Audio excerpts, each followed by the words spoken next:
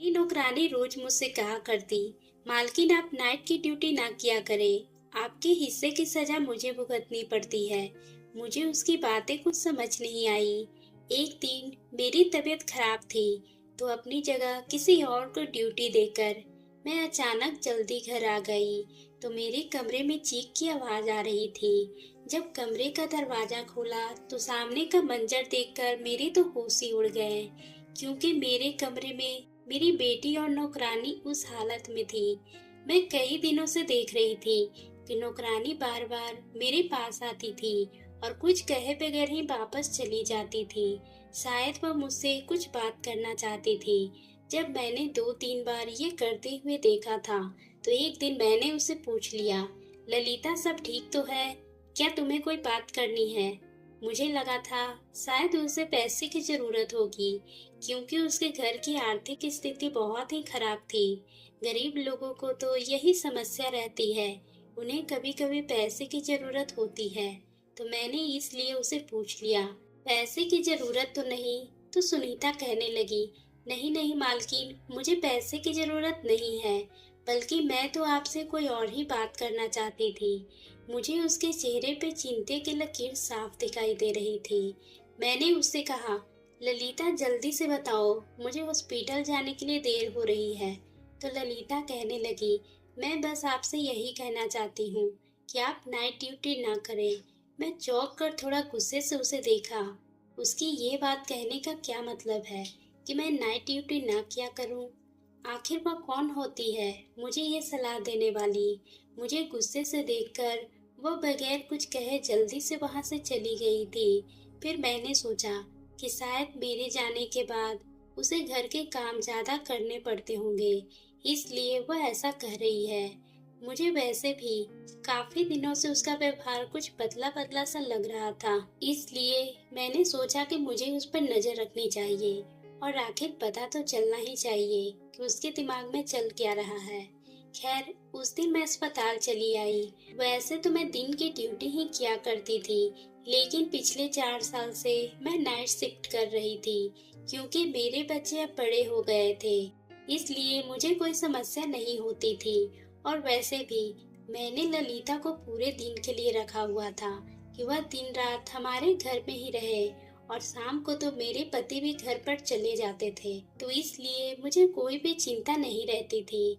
लेकिन पिछले कुछ दिनों से ललिता के बर्ताव से मुझे अजीब से ख्याल आने लगे थे, कहीं वो मेरे पीठ पीछे कुछ गलत ना कर रही हो। अक्सर मैं अपने साथ काम कर रही औरतों की बातें सुनती थी। ऐसे ही कोई औरतें अपने घर को अपनी नौकरानी के हवाले छोड़कर नौकरी करती थी, तो उसके पति ने उसकी नौकरानी से अफेयर चला लिया। जब मैंने ये बात सुनी थी, तब से मुझे हर पल मन में डर लगा रहता था। एक तरफ तो मुझे अपने पति पर पूरा विश्वास था कि मेरा पति कुछ भी ऐसा नहीं कर सकता, और दूसरी तरफ मुझे ललिता पर भी विश्वास था, क्योंकि वह बहुत ही शरीफ औरत थी। लेकिन फिर भी मैंने सोचा कि किसी को बदलते हुए देर ही कितनी लगती है। मैंने अपने पति और नौकरानी पर नजर रखने का फैसला कर लिया। मैं सुबह देर तक सोई रहती थी, इसलिए मेरे पति ललिता के हाथ का ही नाश्ता करके चले जाते थे। मैंने सोचा कि मुझे खुद ही उठकर उनके लिए नाश्ता बना देना चाहिए, लेकिन रात की ड्यूटी के बाद मैं इतनी थक जाती थी कि जब मैं सुबह लौटकर घर आती थी तो गहरी नींद में सो जाती थी, और फिर उठने का मन ही नहीं करता था। कभी कभी मेरे पति मुझसे शिकायत भी करते थे कि सीमा, तुमने तो अपनी जिंदगी को इतना बिजी कर लिया है कि उसमें मेरे लिए टाइम ही नहीं है। आखिर मुझे भी तुम्हारी जरूरत महसूस होती है। लेकिन मेरे पति बहुत ही अच्छे थे। मैं उन्हें बहुत ही जल्दी मना लिया करती थी, और वह भी मेरी बात को समझ जाया करते थे। जिंदगी की यही रूटीन चल रही थी। कुछ दिन तो यूं ही सुकून से गुजर गए। मुझे ऐसी कोई भी बात नजर नहीं आई थी, तो मैं भी सुकून से जी रही थी। लेकिन ललिता एक दिन मेरे पास आई और कहने लगी, मालकिन आप मेरी बात माने तो आप अपनी रात की ड्यूटी दिन के समय में करवा ले। आपके जाने के बाद आपके किए की सजा मुझे भुगतनी पड़ती है। इस बार वो बहुत ही गुस्से से कह रही थी और अपनी बात खत्म करके वहां जा चुकी थी। उसकी बात सुनकर मैं तो हैरान रह गई थी। मेरे हिस्से की सजा का क्या मतलब था? कहीं वह मेरे हिस्से का समय मेरे पति के साथ तो नहीं गुजार रही थी? ये सोचते हुए कि मेरे पति के ऊपर जो विश्वास था वो डगमगाने लगा था। लेकिन फिर मैंने सोचा, नहीं, ऐसा नहीं हो सकता। वह बस ऐसे ही कह रही होगी। लेकिन फिर भी मुझे जानना तो चाहिए ही कि आखिर इस बार वो बार बार जीत करके पीछे की वजह क्या थी। ललिता मेरे घर में पिछले 2 साल से काम कर रही थी और इतने अरसे के दौरान उससे कोई भी शिकायत नहीं हुई थी और ना ही मुझे उससे कोई शिकायत थी। वह एक विधवा औरत थी। उसके 3 बच्चे थे जिनको पालने के खातिर वह मेरे घर पर नौकरी करती थी। मैंने उसे नौकरी से पहले ही दिन कह दिया था कि तुम्हें 24 घंटे के लिए यहीं पर रहना होगा। उसके बच्चे की टेंशन नहीं थी क्योंकि उसके बच्चों की देखभाल करने के लिए उसके अपने माँ बाप थे। वह गांव में रहते थे। वह अकेले ही हमारे घर पे रहती थी। जो भी तनख्वाह मिलती थी वह अपने गांव अपने बच्चों की देखभाल के लिए भेज दिया करती थी। हालांकि मैंने उसे कई बार कहा भी था कि अगर तुम चाहो तो अपने बच्चों को यहीं पर बुला सकती हो जहाँ तुम रहती हो और वहाँ पर तुम्हारे बच्चे भी रह लेंगे। मगर ना जाने क्या बात थी, वह मना कर देती थी। उसके साथ समय बहुत ही अच्छा गुजर रहा था। आज तक उससे कभी किसी की शिकायत नहीं की थी। लेकिन अब पिछले कुछ दिनों से मैं देख रही थी कि उसका व्यवहार अजीब सा हो रहा था। मुझे कुछ समझ नहीं आ रही थी। आखिर रात को ऐसा क्या होता है जिसकी वजह से वो इतना घबराकर मुझसे ये बात कहती थी। एक दिन ऐसा हुआ कि मैं हॉस्पिटल में ऑन ड्यूटी कर रही थी कि अचानक मुझे एक नर्स मुझे आकर कहने लगी, कोई औरत है जो बड़ी दूर से आपसे मिलने आई है। मैंने पूछा कि वह कोई मरीज है, क्योंकि इस वक्त मेरी ड्यूटी इमरजेंसी में थी। तो वह कहने लगी, नहीं, वो आपकी कोई रिश्तेदार है। मैं हैरान होते हुए बाहर आई थी कि मेरी कौन सी रिश्तेदार इस वक्त मुझसे मिलने अस्पताल आ सकती है। मैं बाहर आई तो एक अनजान औरत मेरे सामने खड़ा पाया। मैं हैरत के मारे देखकर पूछा, आप कौन हैं और मुझसे क्यों मिलना चाहती है? तो वो कहने लगी, क्या आप डॉक्टर सीमा हैं? मैंने कहा, जी हाँ, मैं डॉक्टर सीमा हूँ। मेरी बात सुनकर उसने एकदम से मोबाइल का कैमरा निकाला और मेरी तस्वीर खींचकर अचानक से भाग गई। मुझे तो कुछ सेकंड के लिए कुछ समझ नहीं आया कि मेरे साथ क्या हुआ है और जब तक मैं समझती वह मुझसे दूर भाग चुकी थी। मैं जल्दी से उसके पीछे भागी थी, उससे कुछ पूछ सकूं कि तुमने मेरी तस्वीर क्यों खींची है और आखिर वो कौन है। लेकिन वह बहुत ही तेजी से भागती हुई वह मुझसे बहुत दूर जा चुकी थी। मैं परेशान होती हुई वापस आ गई और सोचने लगी कि आखिर वह मेरे साथ क्या चल रहा है। कौन थी वो औरत और क्यों आई थी? पता नहीं क्यों मुझे बहुत ही गड़बड़ का एहसास हो रहा था, जैसे कुछ बुरा होने वाला हो। मेरे दिल बार बार मुझे इशारा दे रहे थे कि शायद मेरी जिंदगी में बहुत कुछ गलत होने वाला है। मैं ये बात जानती थी कि मैं अपने घर वालों और अपने पति को बहुत ही ज्यादा नजरअंदाज कर रही हूँ, क्योंकि रात की ड्यूटी बहुत ही थका देने वाली होती है और सुबह तक मैं लेट उठती थी। जब मैं सोकर उठती थी तब मेरे पति ऑफिस के लिए निकल चुके होते थे और जब रात को मैं ड्यूटी पर जाना होता था तब वो ऑफिस से आते ही नहीं थे। अजीब सी जिंदगी हो गई थी। काफी दिनों से मेरे पति से मेरी कोई बातचीत भी नहीं हो पा रही थी। मुझे इस बात का एहसास हुआ तो मैंने फौरन से अपना फोन निकाला और अपने पति को कॉल करने लगी। मैंने सोचा कि कम से कम फोन पर ही बातें कर लूं, लेकिन मेरे पति मेरा फोन नहीं उठा रहे थे। फिर मैं उनके ऑफिस पर फोन कॉल कर दी। उसके ऑफिस के लोगों ने बताया कि वह तो पिछले कई दिनों से दफ्तर ही नहीं आ रहे हैं। सेक्रेटरी की बात सुनकर मैं तो हैरान रह गई थी। मुझे तो कुछ खबर ही नहीं थी कि वह दफ्तर जा भी रहे हैं या नहीं। लेकिन परेशानी वाली बात तो ये थी कि वो रोजाना घर से दफ्तर जाने के लिए निकलते थे। फिर ऐसे कैसे वो कहीं जा सकते थे? अगले दिन मैंने सोचा कि मैं छुट्टी कर लेती हूँ। जब मैं ये बात घर में बताई तो सब बहुत ही खुश हुए थे। खास तौर पे मेरी नौकरानी ललिता के चेहरे पर तो सच्ची खुशी के हाव भाव नजर आ रहे थे। रात का खाना खाकर फ्री हुई तो मैं ऐसे ही टहलने के लिए बाहर आ गई तो मैंने देखा कि ललिता किसी से फोन पर बातें कर रही थी और वह किसी को बता रही थी कि मालकिन आज घर पर ही है। शुक्र है कि आज मेरी जान छूट गई, वरना तो उनके हिस्से की सजा भुगतना में परेशान हो गई थी। अब मैं उसके करीब गई तो उसने जल्दी से घबरा कर फोन बंद कर दिया और मैंने उससे पूछा किससे बात कर रही थी, तो वह कहने लगी बस ऐसे ही अपनी माँ से अपने बच्चों का हाल चाल पूछ रही थी। मुझे अब ललिता के ऊपर शक हो चुका था। या कोई खिचड़ी जरूर पका रही है, या फिर मुझे कोई बड़ी बात छुपा रही है। कहीं ऐसा तो नहीं कि किसी गलत काम में पड़ गई हो। मैंने सोचा कि आज घर पर रखकर देख लेती हूँ, आखिर ये ऐसा क्या होता है। लेकिन मुझे तो कुछ भी ऐसा गलत महसूस नहीं हुआ। सब लोग बड़े आराम से सोए। मेरे पति मेरी छुट्टी का सुनकर बहुत ही खुश हुए थे। कहने लगे कितने समय हो गया है, हमने एक साथ गुजारने का मौका ही नहीं मिलता है। मैं भी सोचने लगी कि ये सब बात सुनकर खुश है या खुश होने का नाटक कर रहे हैं। मैं उन्हें शक भरी नजरों से देख रही थी। कहीं ऐसा तो नहीं कि मेरे घर में जाने के बाद उनका और मेरी नौकरानी का कुछ चक्कर चलता हो। इसलिए वह मुझसे कहती है कि आप घर पर रहा करो। मैं घर में सिर्फ 4 लोग थे, मेरा बेटा और एक मेरी बेटी थी। मेरी बेटी कॉलेज में पढ़ती थी, इसलिए 4 लोगों के लिए सिर्फ एक ही नौकरानी काफी थी। इसलिए मैंने कभी ललिता के अलावा किसी और को रखने के बारे में सोचा भी नहीं। और अगर एक दो बार मैंने अपने घर वालों से पूछा भी तो कोई भी नौकरानी रख लूं, तो ये सबने ललिता की बहुत ही तारीफ करते हुए कहा था कि उसके होते हुए उन्हें कोई परेशानी नहीं है, तो फिर क्या जरूरत है कोई दूसरी नौकरानी रखने की।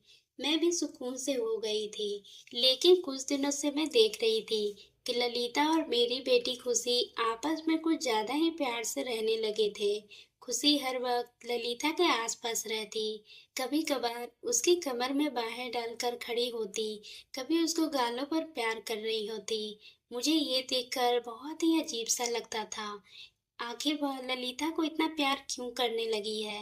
मैं ये भी देख रही थी कि खुशी तो ललिता के करीब जाने की कोशिश करती है, उसे प्यार करने की कोशिश करती है, लेकिन ललिता उससे दूर भागती थी। खैर उस दिन मैंने पूरा दिन और पूरी रात घर पर रहकर देख लिया था और मैं अस्पताल में ही नहीं गई थी और क्लिनिक पर भी नहीं बैठी थी। मुझे कुछ भी अजीब दिखाई नहीं दिया था, सिवाय कि मेरी बेटी खुशी ललिता से कुछ ज्यादा ही करीब होने की कोशिश कर रही थी। लेकिन मैं इस बात को इग्नोर कर दी थी। हो सकता है मैं घर पर नहीं रहती हूँ तो सिर्फ ललिता ही घर पर रहती है, तो ललिता से उसका दिल लग गया हो और कोई बात नहीं। खैर मैं घर पर रहकर देख ली थी, लेकिन कुछ भी ऐसा नहीं था। मैं अंदर ही अंदर अब चिढ़ने लगी थी। मैंने सोचा कि पता नहीं ललिता के ड्रामे कब खत्म होंगे। मैं यही सोचकर अगले दिन दोबारा से अपने रूटीन के अनुसार अपनी नाइट ड्यूटी स्टार्ट कर ली थी। 2 दिन के बाद मैं सुबह जल्दी उठ गई क्योंकि शाम में मुझे अपने दोस्त की पार्टी में जाना था। तो मैंने सोचा कि उनके लिए कोई गिफ्ट लेकर जाती हूँ। मैं यही सोचकर बाजार गई थी। वहाँ मुझे एक जगह पर रुकना पड़ा क्योंकि सामने का मंजर ने मुझे एकदम से पत्थर का बना दिया था। क्योंकि मेरा पति एक अस्पताल के अंदर जा रहा था। भला उसे अस्पताल जाने की क्या जरूरत थी, वो तो एकदम अच्छे भले थे। और मैं भी उनके पीछे पीछे अस्पताल में चली गई। मैंने देखा कि वहाँ एक कमरे के अंदर चले गए हैं। मैंने खिड़की के अंदर झांक कर देखा तो वह एक औरत को कुछ पैसे दे रहे थे। उस औरत को मैं पहचान नहीं पा रही थी क्योंकि उस औरत को मेरी तरफ पीठ थी। उस औरत को पैसे देने के बाद उसके हाथ मिलाकर मेरा पति जल्दी से बाहर चले गए। उसके बाद उस औरत ने किसी को फोन किया और थोड़ी ही देर के बाद जो औरत उसे मिलने आई, उसे देखकर मैं आंखें झपकाना ही भूल गई थी क्योंकि वो औरत और कोई नहीं थी बल्कि ललिता ही थी। उस औरत ने ललिता को कुछ पैसे दिए और ललिता वो पैसे लेकर वहां से चली गई थी। आखिर ये सब क्या हो रहा था, मुझे कुछ भी समझ नहीं आ रहा था। मेरे पति ने पहले उस अनजान औरत को पैसे दिए और फिर उस अनजान औरत ने मेरे पति को दिए हुए पैसे में से कुछ पैसे ललिता को दिए थे। आखिर ये सब क्या चक्कर हो रहा था। फिर थोड़ी ही देर के बाद उस औरत ने मेरी तरफ चेहरा घुमाया तो मैं देखकर दंग रह गई थी। मैं उस औरत को कैसे भूल सकती थी। ये तो वही औरत थी जिसने उस दिन मेरी तस्वीर ली थी और वो भाग गई थी। उसका मेरे पति के साथ आखिर क्या संबंध है? मैंने सोचा कि मैं अभी जाकर उसे पूछ लेती हूँ, लेकिन इससे पहले कि उस औरत के पास कोई दूसरा आदमी आ गया और उससे बात करते हुए वह चली गई थी। ये सब देखकर अब तो मुझे पक्का विश्वास हो गया था कि जरूर मेरे खिलाफ कोई गहरी साजिश की जा रही थी और इसमें मेरा पति और मेरी नौकरानी ललिता भी शामिल थे। मैंने फैसला कर लिया था कि आज मैं इन दोनों को रंगे हाथों पकड़कर ही रहूंगी। रात को जब मैं नाइट ड्यूटी के लिए जाने लगी तो उस समय मेरे पति भी घर आ चुके थे और मुझसे कहने लगे कि मैं भी तुम्हारे साथ ही निकलता हूँ। मुझे एक जरूरी काम से शहर से बाहर जाना है। मैं परेशान हो गई थी कि अगर ये भी घर से बाहर चले जाएंगे तो फिर इन्हें रंगे हाथों कैसे पकड़ूंगी। लेकिन फिर मैंने सोचा कि चलो कोई नहीं, आज नहीं तो फिर किसी और दिन मैं हकीकत मालूम करके ही रहूंगी। अस्पताल में भी सोच सोच कर मेरे सर में तेज दर्द होने लगे थे। मेरी तबीयत खराब देखकर सीनियर डॉक्टर कहने लगे, मेरा ख्याल है कि आपको घर चले जाना चाहिए। सर में इतनी तेज दर्द थी कि मुझे लगा कि मैं अब यहाँ ज्यादा देर नहीं रह सकती, वरना मेरी तबीयत और भी ज्यादा खराब हो जाएगी। मैं अपनी जगह किसी दूसरे डॉक्टर को ड्यूटी लगा दी और बगैर बताए ही घर चली आई। आज मैं पहले कभी यूं अचानक रात के समय घर पर नहीं आई थी। दरवाजा बंद था और मैंने सोचा कि उन लोगों को जगाने से अच्छा है कि मैं खुद ही अपनी चाबी से दरवाजा खोलूं। अंदर दाखिल होते हुए मुझे अंदाजा हो गया था कि शायद मेरे पति अभी तक घर वापस नहीं लौटे थे, क्योंकि उनकी गाड़ी वहां पर नहीं थी। मैं चुपचाप अपने कमरे की तरफ बढ़ने लगी थी कि अचानक मुझे चीखों की आवाज सुनाई दी। वो आवाज ऊपर से आ रही थी। मैं भागते हुए ऊपर गई तो चीख की आवाज से मेरी बेटी के कमरे से आ रही थी। मैंने आगे बढ़कर एकदम से दरवाजा खोला तो सामने का मंजर देखकर मेरी खुद की चीखें निकल गई। उसने मुझे हिला कर रख दिया था। मैंने देखा कि मेरी बेटी नौकरानी का बुरी तरह से बाल खींच रही थी और वह चीखों की आवाज मेरी नौकरानी ललिता की थी। मैं जल्दी से आगे बढ़कर उसे हटाया तो वह भी मुझे देखकर परेशान हो गई। ललिता जल्दी से मुझे देखकर मेरे पास आई और मेरे पीछे छुप गई और कहने लगी, मैं इसलिए तो आपको कहती थी कि आप नाइट शिफ्ट ना किया करें, क्योंकि आपके जाने के बाद मेरे साथ ऐसा ही होता है और ये आज से नहीं बल्कि कई महीनों से हो रहा है। मैंने अपनी बेटी को गुस्से से देखते हुए पूछा कि आखिर तुम ललिता को क्यों मार रही हो? आखिर उसने ऐसा क्या किया है तो तुमने इतनी बुरी तरीके से बाल खींच रही थी? तो मेरी बेटी आगे बढ़कर मुझे एक जोर धक्का दिया और कहने लगी, आप हम माँ बेटी के बीच में मत बोलें, आप यहाँ से चली जाएं। उसकी हालत अजीब सी हो रही थी। मैं फटी फटी आंखों से अपनी बेटी को देख रही थी। मैंने कहा, यह क्या कह रही हो तुम? मैं तुम्हारी माँ हूँ। पर थोड़ी ही देर के बाद मुझे लगा जैसे वो अब होशो हवास में नहीं है। और दूसरी तरफ ललिता बहुत ही बुरी तरह से डरी हुई थी और उधर खुशी की हालत भी बहुत ही खराब हो गई थी। मैंने जल्दी से अपने बैग से इंजेक्शन निकाले और खुशी को लगा दिए। अब वो सुकून से बेड पर लेटकर सो गई थी और मैं ये सब देखकर बहुत ही परेशान हो चुकी थी। ललिता भी डरी डरी सी खड़ी हुई थी। मुझे समझ नहीं आ रहा था कि आखिर ये सब क्या हो रहा था। मैंने ललिता से पूछा कि यह सब क्या है और तुमने मुझे बताया क्यों नहीं? तो वह कहने लगी कि आप मेरे साथ आए, मैं आपको सब कुछ बताती हूँ। वह रोते हुए कहने लगी, ये जो भी आपने देखा है वो आपकी वजह से हो रहा है। मैंने कितनी बार आपको कहा था कि आप नाइट ड्यूटी ना किया करें, आप रात को घर पे रहा करें, मगर आप तो सुनने को तैयार ही नहीं थी। आप याद है कि आपने आखिरी बार कब बच्चों के साथ बैठकर उन्हें प्यार किया था, उनके दिल की बातें सुनी थी। उनकी बातें सुनकर एक पल के लिए मैं चुप हो गई, क्योंकि ये बात सच कह रही थी। मेरे पति शादी के बाद भी मुझे पढ़ने से नहीं रोका और बच्चे होने के बाद उन्होंने मुझे नौकरी करने की अनुमति दे दी। और शुरू शुरू में मेरे बच्चों को नौकर नहीं पाले थे। मैं भी अपनी पूरी कोशिश करती थी कि अपने बच्चों को समय दे सकूं। लेकिन मैं एक डॉक्टर होने के नाते मेरी बहुत ज़्यादा जिम्मेदारियां होती थी और मेरा ज़्यादातर समय अस्पताल में ही गुजरती थी। लेकिन उसके बावजूद मैं हमेशा ही कोशिश करती थी कि अपने बच्चों को एक अच्छी परवरिश और उन्हें अच्छी शिक्षा दे सकूं। हालांकि मैं उन्हें समय नहीं दे पाती थी। ललिता कहने लगी कि आपके प्यार की कमी ने खुशी को धीरे धीरे डिप्रेशन का शिकार होने लगी थी। उसे माँ बाप के प्यार की सख्त जरूरत थी, जो उसे नहीं मिल पा रहा था, क्योंकि उसके माँ बाप के पास उसके लिए समय नहीं था। मगर उसकी अभी कम उम्र है, शुरुआती कॉलेज में गई थी और वह गलत संगत में पढ़कर गलत आदतों का शिकार बन गई। वह दिमागी मरीज बन गई है। वह अपने अंदर की गुस्सा मुझसे निकालती है। उस समय उसे लगता है कि मैं उसकी माँ हूँ और उस पर बहुत ही गुस्सा निकालती है। और जब वो सुबह होती है तब वो मुझसे ना सिर्फ माफ़ी मांगती है, बल्कि मुझे बहुत सारे पैसे भी देती है ताकि मैं आपको कुछ न बताऊं। मालकिन, मैं गरीब हूँ और बच्चों और बूढ़े माँ बाप का पेट अकेले ही पालती हूँ। एक बार जब खुशी मुझसे माफ़ी मांग रही थी और मुझे पैसे देने लगी थी, मैं खुशी से कहा कि खुशी, तुम मेरे ऊपर बहुत ही जुल्म करती हो। मुझे तुम्हारे पैसे नहीं चाहिए। मैं तुम्हारी माँ को तुम्हारी सारी सच्चाई बता दूंगी। तुम्हें इलाज की ज़रूरत है। ये सुनकर मुझे धमकाना शुरू कर दी थी कि अगर तुमने मेरी माँ को कुछ भी बताया तो मैं झूठ बोलकर तुम्हें इस घर से निकाल दूंगी। खुशी को धीरे धीरे पागलपन के दौरे भी पड़ने लगे थे।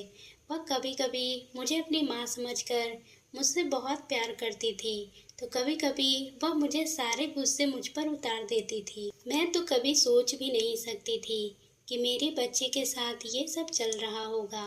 लेकिन मेरे पति का उस दिन औरत से मिलने का क्या प्लान था? उसने मेरी तस्वीर खींची थी और ये सब ललिता के अलावा और कोई भी नहीं बता सकता था। मैंने फौरन उससे पूछा तो वह कहने लगी, मालकिन, आप तो मेरी कोई भी बात सुनने को तैयार ही नहीं थी। तो मैं आपकी बेटी की जो हालत थी वह आपके पति को बता दी। उन्होंने एक डॉक्टर से बात की थी और आपकी बेटी की पूरी हालत के बारे में उस डॉक्टर को बताया और डॉक्टर से विनती की थी कि किसी तरह मेरी बेटी को ठीक कर दे। आपके पति नहीं चाहते थे कि आपको इस मामले के बारे में पता चले और आपको पछतावा हो। वह औरत वही डॉक्टर की नर्स थी। उस दिन आपके पति उस डॉक्टर को उसकी फीस दे रहे थे। मैं डॉक्टर की मदद कर रही थी। जब वो मुझे अपने क्लिनिक बुलाती थी तो मैं चली जाती थी और वह मुझे बेटी के बारे में सवाल जवाब करती थी। इसलिए उसने उस दिन मुझे कुछ पैसे भी दिए थे। ललिता की सारी बातें सुनकर मुझे सब कुछ समझ आ गया था। मेरा सर शर्मिंदगी से झुक गया था। अपने शौक को पूरा करते करते मैं अपने बच्चे और परिवार को इग्नोर कर बैठी थी। मेरे 2 बच्चे थे और कैसे पले बढ़े मुझे कुछ होश नहीं था। मेरी बच्ची शुरू से ही अपने आप में अकेली रहने लगी थी और मैंने कभी उस पर ध्यान ही नहीं दिया जिसकी वह हकदार थी। लेकिन मैं नहीं जानती थी कि उसका ये नतीजा निकल सकता है। मेरे पति को मुझसे बहुत ही मोहब्बत थी, इसलिए वो नहीं चाहते थे कि मैं अपने पछतावे में जलूं। इसलिए वह खुद ही सारे मामले को ठीक करना चाहते थे। मैं अब कुछ समय के लिए अस्पताल से छुट्टी ले ली ताकि अपने घर अपने बच्चे को समय दे सकूं और हम सबने मिलकर मेरी बेटी को कुछ महीने में प्यार से ठीक कर लिया और मैं भी उस दिन के बाद दिन की ड्यूटी लगवा ली थी ताकि मेरे बच्चे को भी कुछ समय दे सकूं। तो दोस्तों, आपको ये कहानी कैसी लगी? अगर पसंद आई हो तो आप मेरे चैनल को सब्सक्राइब करना ना भूलें और बेल आइकन को भी प्रेस कर लें।